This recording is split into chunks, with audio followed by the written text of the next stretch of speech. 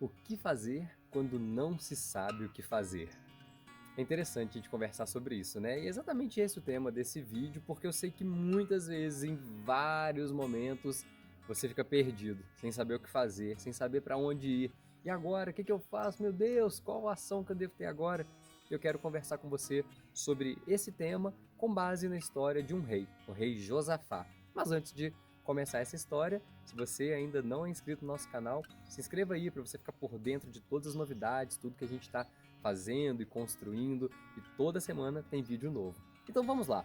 No segundo livro das Crônicas, no capítulo 20, no versículo 12, nós encontramos essa frase do Josafá. Ele está orando ao Senhor e ele fala assim: Nós não sabemos o que fazer, mas os nossos olhos se voltam para ti. Gosto muito dessa declaração dele, porque geralmente, quando a gente não sabe o que fazer, né, a gente olha pra baixo, naquele pessimismo, né? Uma vez perguntaram pro garotinho assim, o que é o pessimista? Ele falou, é aquele que olha pro pé. O pessimista geralmente tá olhando pra baixo. O pessimista não consegue olhar pra cima, ele não consegue fixar os olhos em Deus. E o Josafá estava passando por um problemão, era um problemaço que ele estava enfrentando. Deixa eu situar vocês, né? Lá no início do capítulo 20, a gente vê o seguinte: que os povos inimigos, os moabitas, os amonitas, eles entraram em guerra contra Josafá. E eles tinham um exército muito grande, um enorme exército estava indo contra Josafá.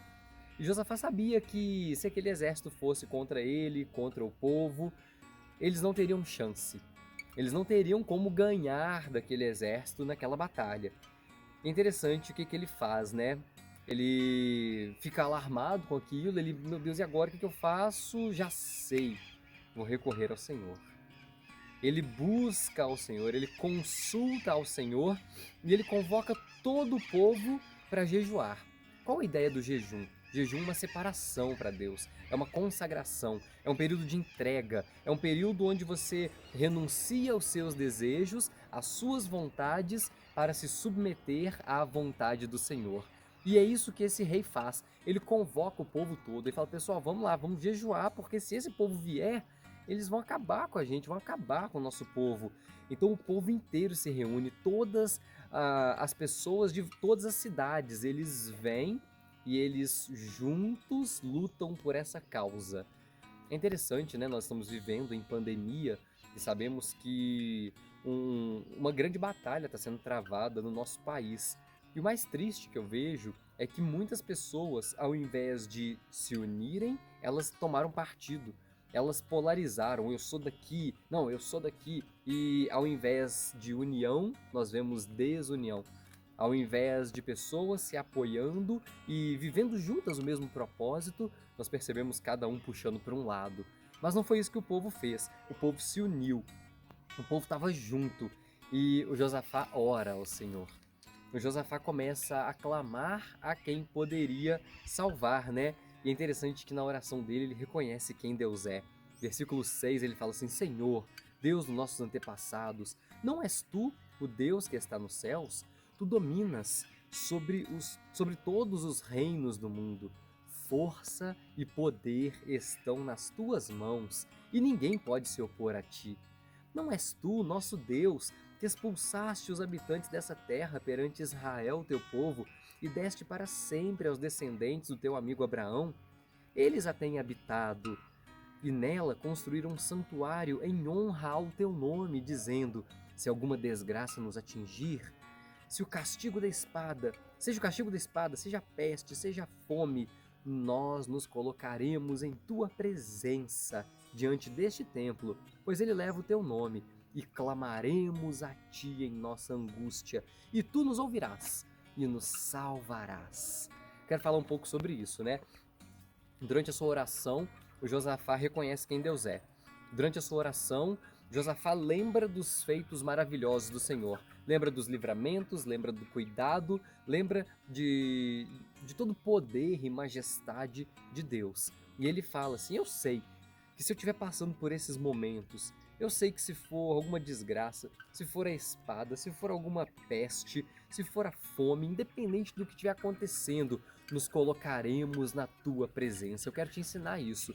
Independente da situação que você estiver passando, coloque-se diante de Deus. E ele fala: eu vou me colocar diante do Senhor e vou clamar a ti, porque eu sei que o Senhor vai me ouvir. E eu sei que quando o Senhor me ouvir, o Senhor vai me salvar.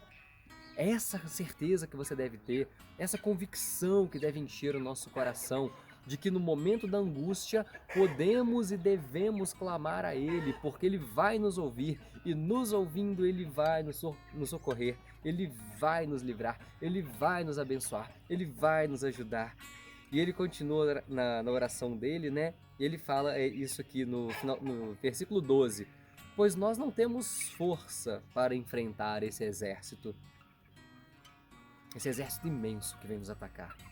Não temos força para enfrentar esse exército. Eu não sei qual que é o tamanho do problema que está vindo contra você. Eu não sei qual que é o tamanho do ataque que você está sofrendo. Eu não sei qual que é o tamanho da angústia que você está vivendo. E talvez você esteja como Josafá: eu não tenho força para vencer.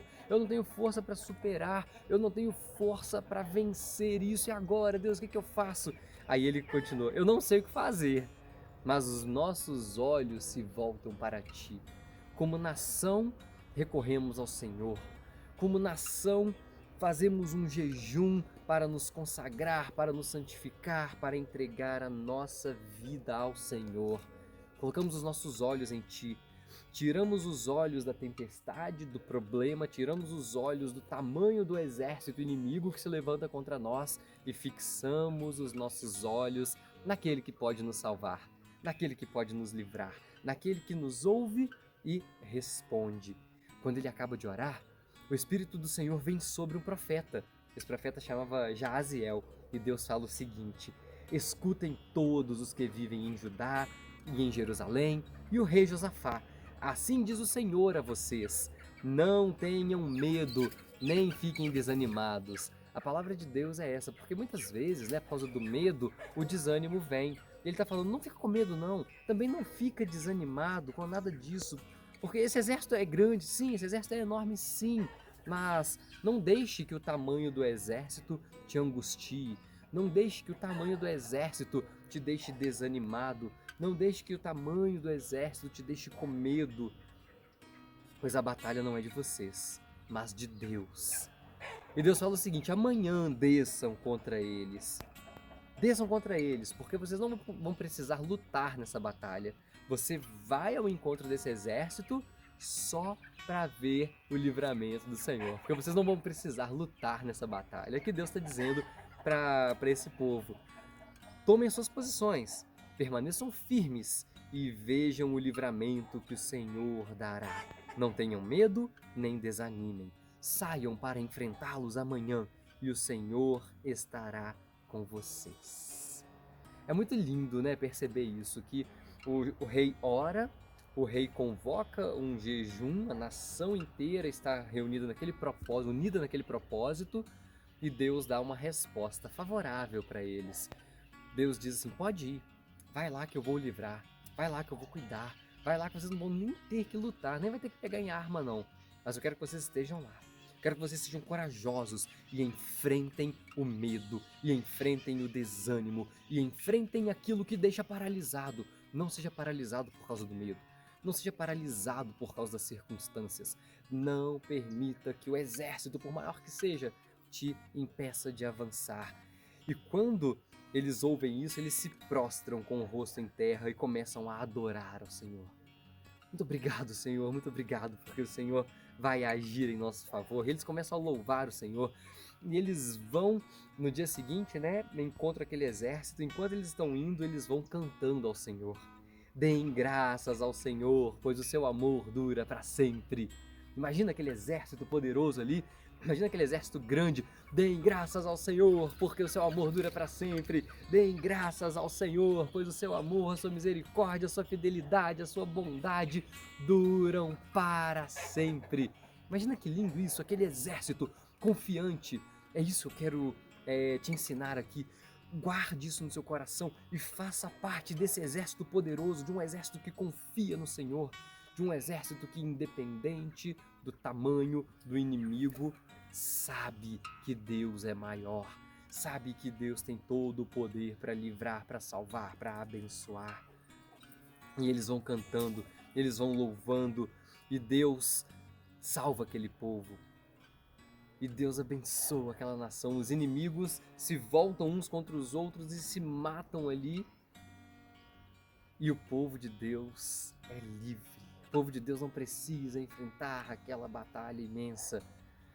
E depois eles vão recolher os despojos da guerra. E eles ficam por 3 dias recolhendo os despojos da guerra. Só que tinha muito mais coisa do que eles conseguiam levar.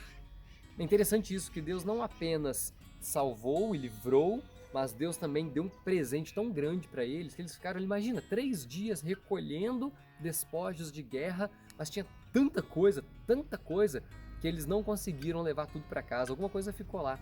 Ah, deixa aí para quem passar depois e pega isso. O que eu quero te ensinar com esse vídeo?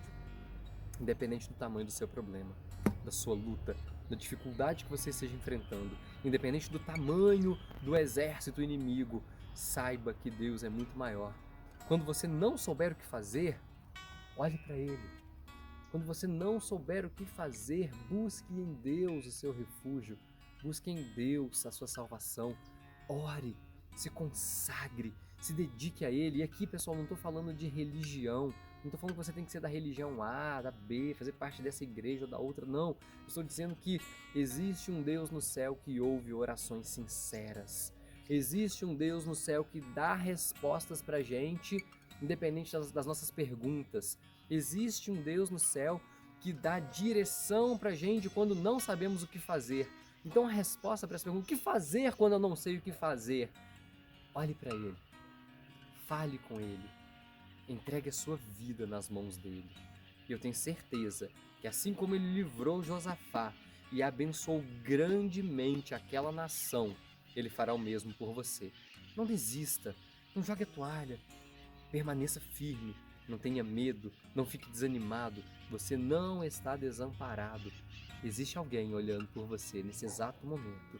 Confie, olhe para ele, descanse nele, que ele te abençoe grandemente, que ele te dê forças para superar toda e qualquer dificuldade que você tiver na sua vida. E, se esse vídeo te abençoou de alguma forma, compartilhe com todos os seus contatos. Deus te abençoe e nos vemos no próximo vídeo.